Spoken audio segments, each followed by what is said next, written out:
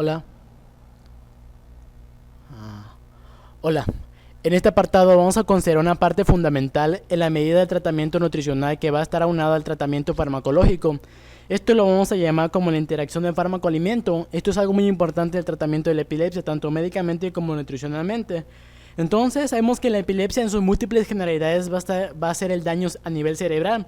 Esto va dependiendo en dónde esté el daño y en qué parte del cerebro y en qué tanto esté afectando la parte funcional.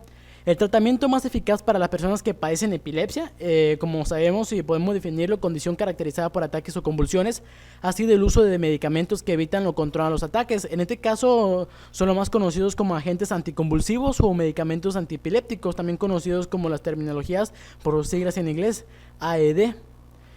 Entonces, cuando los medicamentos no logran el efecto deseado, lógicamente no todos los medicamentos van a contrarrestar todos los efectos de esta patología. Los medicamentos prueban métodos, cuando no son eficaces, pues se prueban métodos alternativos. En el caso de los niños, como por ejemplo la dieta cetogénica, ha resultado ser una dieta que ha reducido los índices que de una crisis epiléptica. ¿En qué consiste esta dieta cetogénica? Como ya han visto, es una dieta rica en grasas y baja en carbohidratos. Esto ayuda al control y restricción de calorías. Bueno, esto puede ser una buena opción para el tratamiento de la epilepsia, en el caso de la nutrición, pero para otros pacientes, el médico podría recomendar una cirugía del cerebro o la estimulación del nervio vago, que esto va a consistir básicamente en la aplicación de descargas eléctricas al nervio del cuello que conecta con varias zonas del cerebro comprometidas por la epilepsia. Esto ya sería en cuestiones más drásticas. Siempre que sea posible, como primera medida, los médicos van a tratar de evitar y controlar los ataques epilépticos aplicando la monoterapia o la politerapia. ¿En qué consiste la monoterapia? Básicamente va a ser el uso de un solo medicamento, pero a algunos pacientes pues no le va a resultar útil usar la monoterapia, sino que podrían necesitar más de un fármaco. A esto se le considera lo que es la politerapia, la combinación de dos o más fármacos para poder controlar los ataques o los episodios que se estén presentando. Bueno, en este caso, al seleccionar un medicamento se tendrá en cuenta el tipo de ataque que el paciente se esté sufriendo, ya que no todos los medicamentos son efectivos para todos los ataques. Unos podrán, como vemos ya en caso de las clasificaciones de la epilepsia, puede haber una etapa de la toniclónica generalizada y otras que no, solo va a ser de ausencias, menos drásticas que las otras.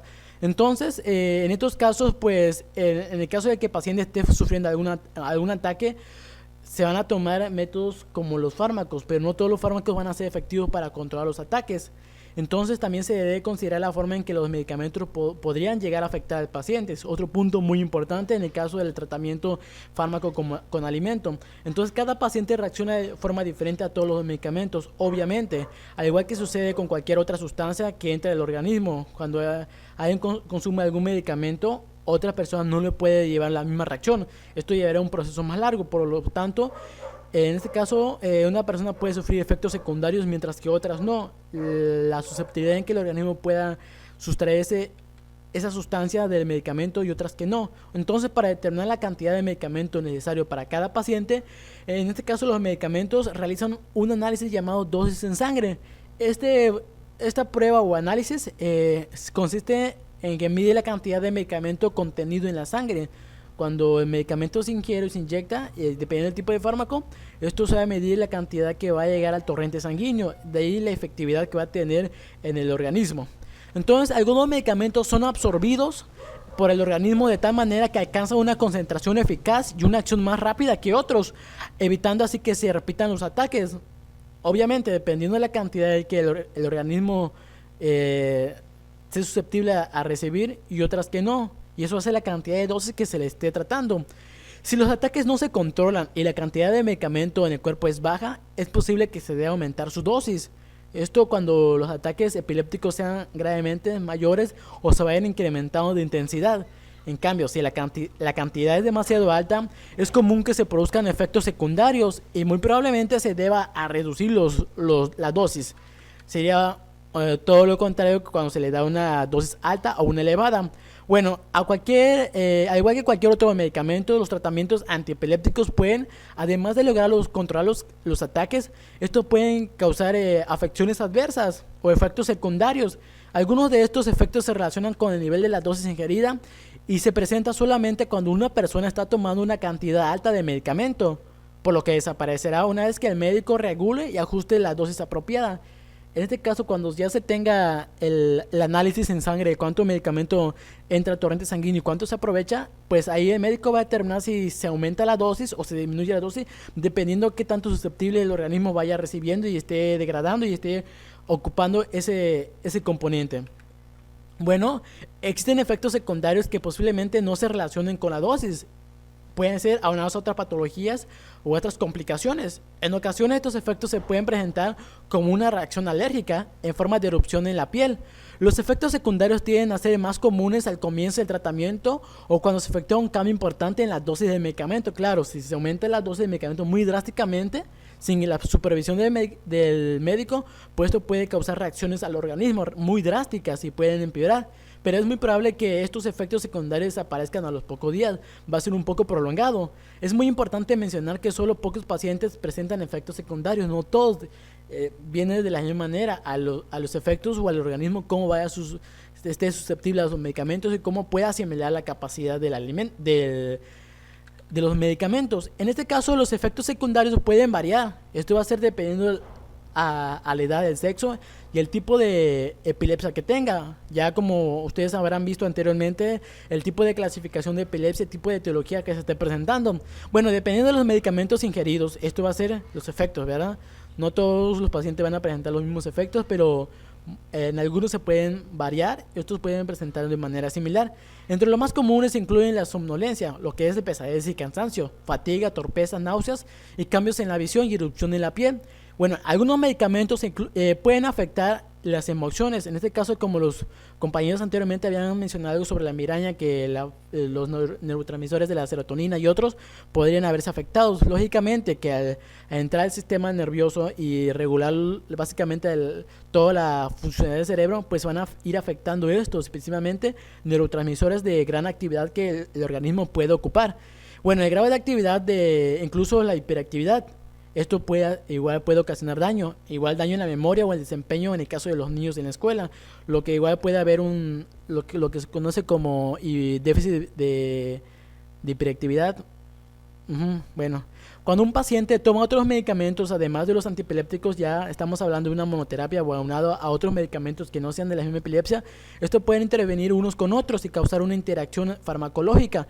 ¿En qué estamos hablando? O sea, que puede afectar y puede ocasionar un efecto de los medicamentos entre sí, y la cantidad absorbida de estos por el organismo se puede ver interferido o se puede ir ocasionar se puede hacer algo contraproducente, porque si uno está tomando un fármaco para la epilepsia y otros que lo pueden inhibir, ahí estamos hablando que puede haber algo que puede ocasionar o una crisis epiléptica o puede empeorar la situación. Bueno, muchos medicamentos para la epilepsia pueden afectar la salud de los huesos. En este caso, pues el médico debe ver qué tipo de tratamiento se le va a dar o qué tipo de fármaco se le va a dar al paciente. Y ya si puede haber necesidad que se dé vitaminas o suplementos alimenticios en donde esas vitaminas que se vayan perdiendo o esos micronutrientes que se vayan perdiendo, pues de una u otra manera se vayan recuperando. Bueno, dentro de los fármacos que nosotros tenemos que podemos considerar dentro de los más utilizados, tenemos una serie de fármacos, como unos 20, pero no vamos a hablar, el tiempo no nos va a dar para hablar de esos medicamentos. Bueno, vamos a empezar con lo que es la carbamazepina. Bueno, la carbamazepina es un antiepiléptico indicado para las crisis epilépticas parciales o con sintomatología compleja o simple. Esto es con o sin pérdida de conciencia o con sin generación secundaria. Podríamos estar hablando como una epilepsia de ausencias, que la aura se presenta, pero dependiendo del tipo de sintomatología y el tipo de reacción que tenga el organismo se le va a dar. Bueno, este medicamento, lo que es la carbamazepina, va a estar dada para crisis epilépticas tónico-clónicas generalizadas. Igual aunado a esto, la epilepsia con crisis mixtas y utilizado tanto en monoterapia como en terapia combinada, es decir, cuando se le da un fármaco, otro fármaco. Esto es lo que es la carbamazepina se le puede dar, es decir, es un fármaco que puede estar aunado una a la otra y que esto mayormente pues, se puede eliminar habitualmente y son uno de los mejores medicamentos tolerados. Hay que ver otro punto importante, qué tanto el organismo puede tolerar Esta parte fundamental del organismo del fármaco hacia la base del problema, ¿verdad? Porque no todos los fármacos o todos los medicamentos se asimilan de una manera rápida y una manera normal, y otros pueden ser contraproducentes que se pueden retener y pueden haber problemas, ¿verdad? Otro de los fármacos que podemos presentar está lo que es la oxocarbazepina.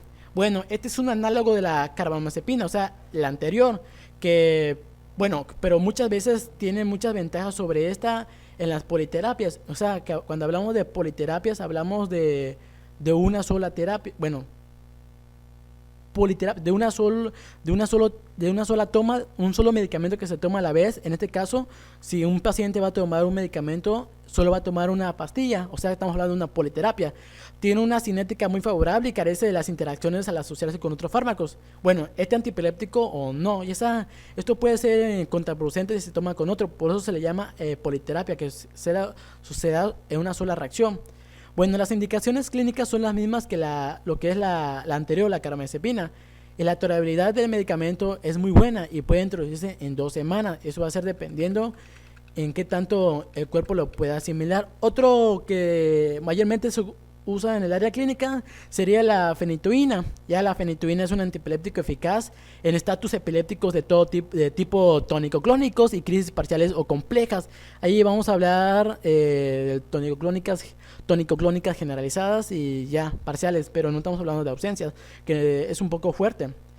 Otro que mayormente hemos escuchado, lo que es la gabapentina. La gabapentina es un antipiléptico empleado en monoterapia y politerapia, sea de 1 o 2 fármacos. En crisis parciales o con generalizaciones secundarias, presenta como ventaja la interacción con otros fármacos y su eficacia en epilepsias focales, y no tiene una buena absorción. Por ello hay que repartir las dosis en varias tomas. Hay que tener mucho cuidado en cuántas dosis se está dando y cómo lo puede asimilar y qué tanta absorción tiene y qué tanto se va quedando en el torrente sanguíneo. Sabemos que queda demasiado medicamento o compuesto de medicamento en el torrente sanguíneo. Esto puede ser perjudicial y ya debemos evitar todo eso porque sabemos que hay un problema a nivel cerebral y esto no sabemos en qué parte puede haber un ataque, y si hay eso, pues puede haber complicaciones severas, y es lo que queremos evitar en esta parte. Bueno, como hemos visto en toda esta parte que es muy fundamental para el tratamiento, en el caso de los nutriólogos, para ver qué tanto es la reacción de los alimentos aunado con los medicamentos. Bueno, en este caso, en el tratamiento nutricio, pues ahí se va a ver qué tipo de alimentos se le puede dar y cuáles pueden ser reacciones adversas que pueden ocasionar problemas al organismo. Bueno, pues esto sería toda esta parte de interacción fármaco-alimento.